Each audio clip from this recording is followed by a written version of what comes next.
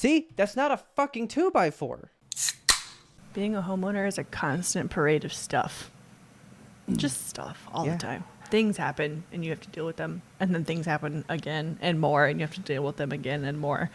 But see, here's what I think. Tell me. I don't think we've been trained to be... We have not been taught to be homeowners the way people used to be taught to be homeowners. And I think it's the same boat no matter what you do now, because all the homes that were built good are so old now that we own them. Yep. That they're just as bad as any new home because they're all built to that bad specification. Yeah, I wouldn't get a new home. Just like watching the people on TikTok that are like, I'm a home inspector and here's a new home, and they like can't open the windows. I hate it. It's so Oh, fucking... I hate it. Oh, they're bad. But yeah, my house is old. It was built in 1969, so it's been around the block. Okay. And I'll do calculations while you're talking. Yeah, I would love to know how old it is because I can't do math. But the back half of the house, like, is an addition to it. How old is my home? 69? Yeah. Yeah, it's 56 years old. That's an old house. Oh my god. That sounds old, but it's not, I guess. I mean... It's old in house terms. It's old. It's older than my last house. Yeah. And I can feel it in the bones of it, you know? I mean, yeah. The back half of my house is like either 1 or 2, maybe 3 additions. Like the people that lived here, they were just like, we're going to build some more rooms. And then they did. And it's great. I love my house. It's interesting and fun. But the roofing situation up there is just, it's something. So when they built the 1 or 2 or however many additions we have back there, instead of tearing down the old roof, they did like they did to my house in Arkansas. But they just roofed over a roof? They just roofed over a roof. No. Yeah. Why? And I don't know why this happens. I don't know why people do this. Laziness, cheapness. It could be anyone. So there is like a part of the roof. It's right next to the chimney.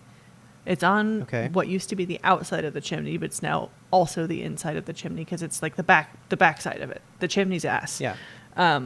There's like a little pinhole up at the tippity top that is like trickling, and every rainstorm we get like just a little bit more coming out, and it has only been bad in spring. Like I figured that we would have seen at some point before.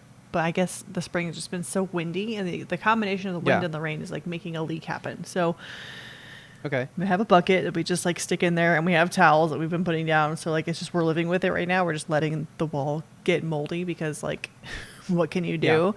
Yeah. We can't have an insurance claim filed until it hails, basically. So we're just kind of like waiting for the first hailstorm, and then we'll, file a claim and get a new roof, I hope.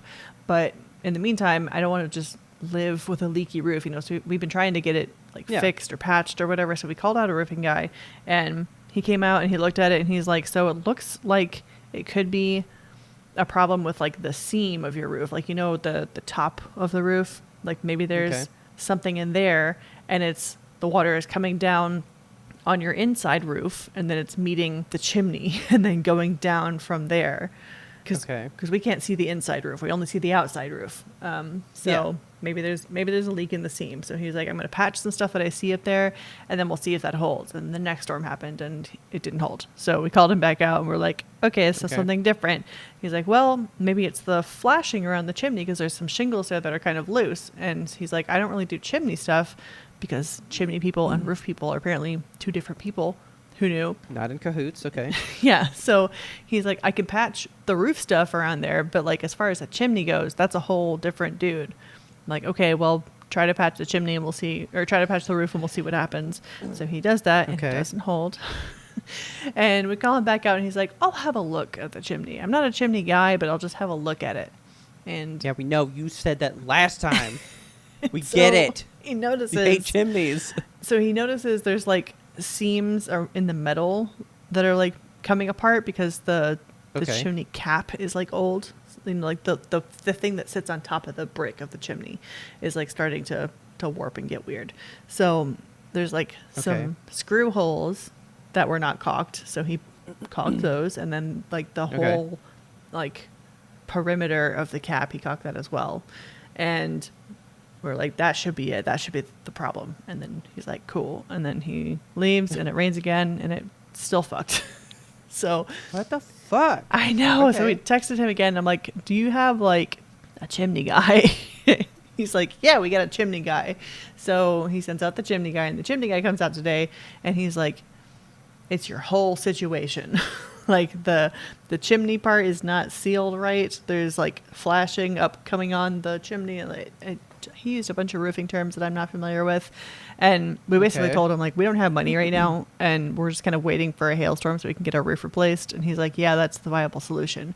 And so we were like, what can we do in the meantime? Because we've caulked just about everything up there, and we've gone up there with our own Flex Seal and like sprayed shit, and we're just like, how is the water still getting in? Yeah. So he's like, well, what you can do is just get a big tarp and put it up there. So he's like, just go to Home Depot, get you like a big 20 by 30 tarp, and then get some cap nails that are like nails that have a little plastic hat on them, and nail the tarp down, and also bungee cord it around your chimneys so that it's like tight. So did that today, and it is going to rain tonight. So I hope. Yeah, now I'm really curious. I hope it hails, because I'm tired of dealing with this. I have not heard about hail coming. I was trying to find the picture when I had to tarp my roof not too long ago. It's so annoying being a homeowner. Like, I'm thankful that I've been able to purchase a home in my lifetime, because I know not a lot of millennials are in this boat, but my God, just the stuff that you have to do to keep up with it. It's insane. Like, there's always something, and you fix it one thing, and then tomorrow a new thing happens, and you're just like, okay, now I have to fix this, and now it's more money.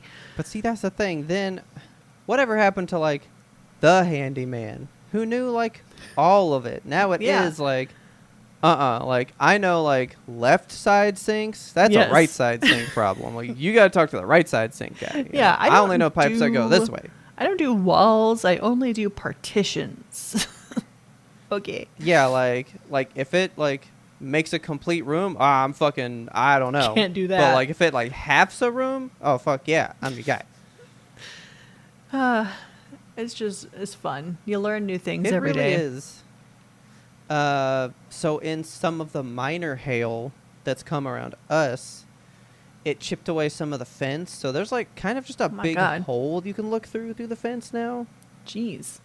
It's like I could like a Jeepers Creepers kind of hole, not like a whole face can come through there, but like you could see a good eye just like looking in there. Yeah. Right? Because the soil is clay. Uh-huh. That's apparently like one of the worst fucking things you can ever have in your life. Yeah, I know that because I dug up my front yard, and now it's just like a nightmare out there. Yeah. So our back fence, it goes perfectly straight, and then in this one section it's just whoop, and then it goes back to straight. That's and I'm fence. so afraid it's just gonna tumble the whole thing one day. Yeah. I feel that. I'm deathly afraid of it. Deathly afraid of that.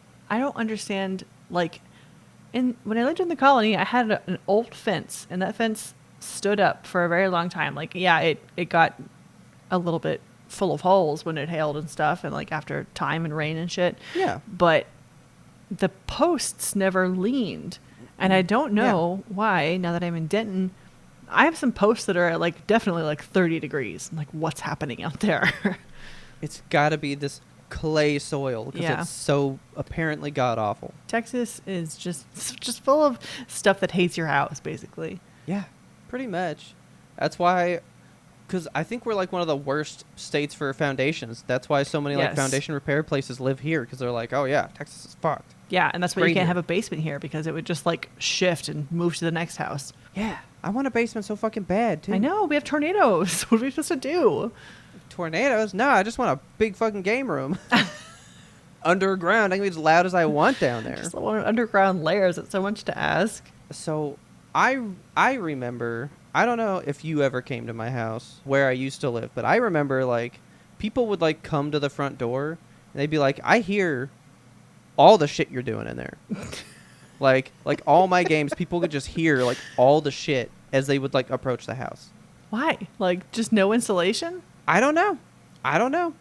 And one day I just like turned something on real loud and I walked out the front door and like when you closed my door, you couldn't hear anything in the living room. Yeah. Right there. Walk out the front door and it's just like fucking all the sound coming from my room. And I'm like, what? Why? I mean, I guess you were like right at the front of the house. I guess, but that's always made me want a basement where it's like I'll just submerge the sound down here and nobody will be bothered by me. Nobody can hear me in my weird Simpsons porn. Oh, dude, I want fucking bass traps in the corners. Oh, yeah. Everything. Oh, man, I would make that room so dope. That's the dream. Where we got to go to get basements? Oh, what a basement. That's where I think I wanna Oklahoma has basements, but then you pay the cost of living in Oklahoma. So.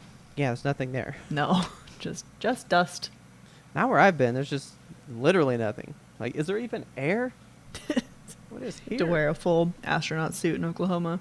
Stu's going to move to Oklahoma. What for? Bro, Stu is like, he has like a very high fraction of Native American blood in him. Really? Yeah. Like, he went and got it certified, and they were like, you have more Native American blood in you than most Native Americans that live on the reservation right now. What the fuck? He's Big Bison Stew. Like, he's not even Big Kind of Beef. nuts. I know. I'm going to call him that next time I see him. Like, I was really rethinking your name.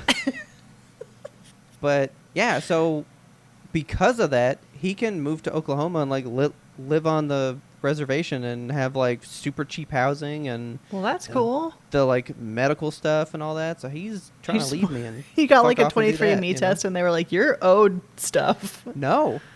His mom made sure that he's been, like, certified with them, like, his whole life. So he's got, like, some, card in his wallet or whatever. But he was like, what can I do with this? And they went there, and they were like, oh, well, because you're this is what you could have if you lived here. And he was like, I'm fucking going there. What tribe is he? This is great. I'd have to ask him. Let me look at the Oklahoma tribes.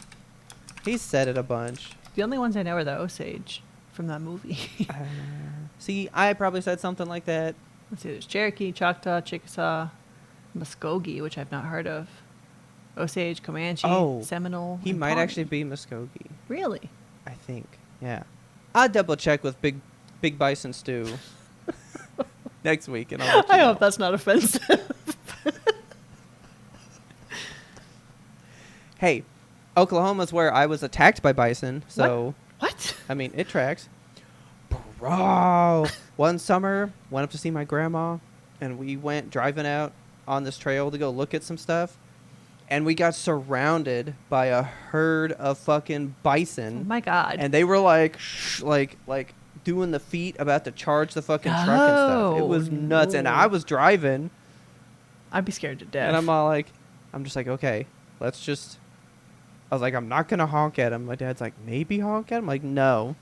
He's pissed. And then, like, eventually they just kind of, like, moseyed on. Okay. And then it took off. Have you seen that But video? I've been surrounded by a herd of them. It's scary. Have you seen the video of the newscaster who's, like, out on the plains reporting something or other, and then a herd of bison come through? I think so, yeah. It's so funny because he just looks off screen and he goes, oh no, I ain't messing with y'all.